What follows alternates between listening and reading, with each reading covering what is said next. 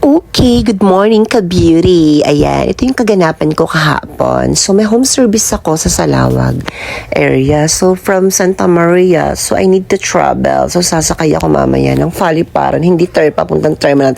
Paliparan ng jeep. Ayan, ito yung salon ko. Ayan, binibidyo-bidyoan ko muna siya bago ko umalis. At ito na nga, pumara na nga ako ng Paliparan. Papunta talaga ng Paliparan yun kasi sasakay na naman ako dun another. So, mainit nga kahapon, pero laban lang, diba?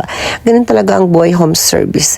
At ito na nga yung pangalawang eroplano ko kasi hindi ako direct flight. So, kailangan ko pang kumuha ng isa pang flight para papunta doon sa Salawag.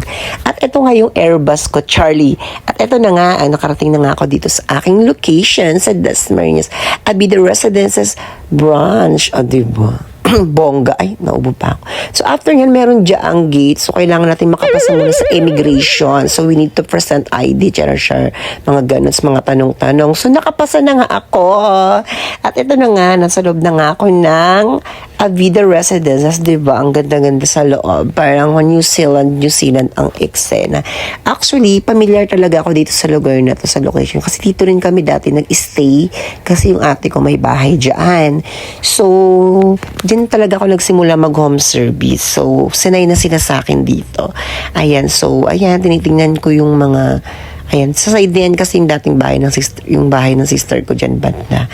So, ayan nga yung clubhouse nila. Ayan, mainit dyan sa. So, super walk. At ito na nga, nakarating na ako sa house ni Madam. Ayan, o diba?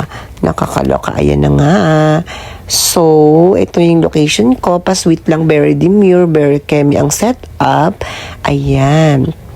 So, ito na yung hair ni Madam. So, tinest ko muna yung hair niya, kung ano ang pwede kong gawin kasi hair ribbon. So, ayan, hinawak-hawakan ko muna at inano ko muna yung buhok. Clarification, ganyan.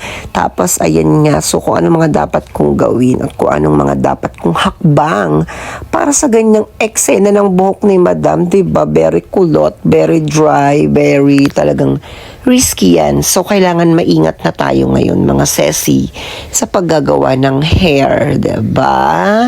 So, ayun na nga, tinitimpla ko na nga yung magamot. So, ayan nga, so, naglagay ako ng band protector to protect the hair ni Ceci, mga hair nila kasi may color din yan. So, ayun na nga, hindi ko na-videoan kanina yung pagbabad ko. Pero almost 45 minutes, mga ganyan. So, hindi ko na pinaabot ng 1 hour kasi manipis din yung pagkakulot niya.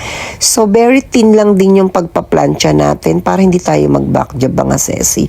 Talagang sa pagpaplansya talaga ang eksena talaga ay kailangan natin gandahan ang pagpaplansya natin. So, the temperature naman, kailangan alalay lang din. At ito na nga yung after. Ito yung after nung isang kapatid niya. So, yung buhok din yan is very dry and very demure. Wow. Tapos, ito na rin yung sa kanina, yung kulot. Ayan. So, ayan na yung soft na mga pagkakariban. Diba? Ang ganda na ng mga hair, lumilipad-lipad na. Yun lang. Mga Ceci, book your appointment. Thank you.